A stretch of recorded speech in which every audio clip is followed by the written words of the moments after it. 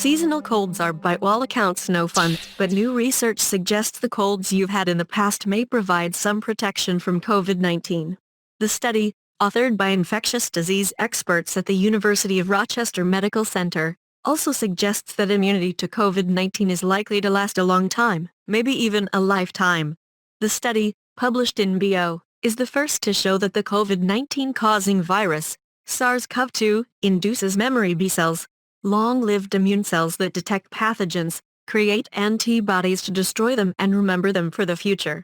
The next time that pathogen tries to enter the body, those memory B cells can hop into action even faster to clear the infection before it starts.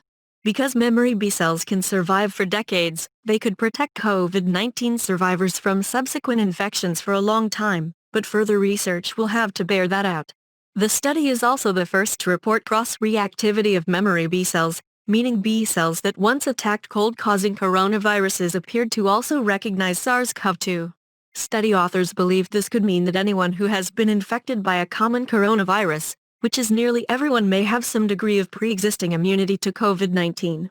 When we looked at blood samples from people who were recovering from COVID-19, it looked like many of them had a pre-existing pool of memory B cells that could recognize SARS-CoV-2 and rapidly produce antibodies that could attack it, said lead study author Mark Sangster, Ph.D., a research professor of microbiology and immunology at URMC.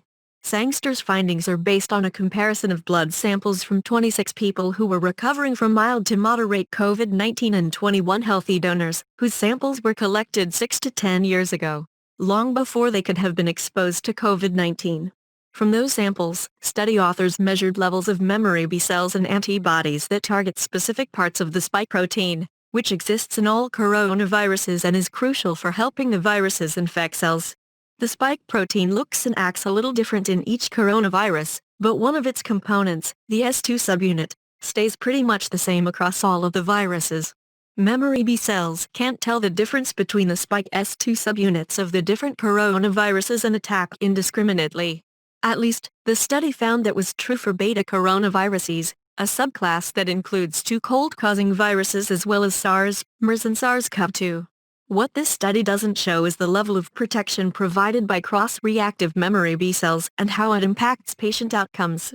That's next, said David Topham, Ph.D., the Marie Curran Wilson and Joseph Chamberlain Wilson Professor of Microbiology and Immunology at URMC, who runs the lab that conducted this work. Now we need to see if having this pool of pre-existing memory B cells correlates with milder symptoms and shorter disease course, or if it helps boost the effectiveness of COVID-19 vaccines. For more news, please visit EXCELSIO.net.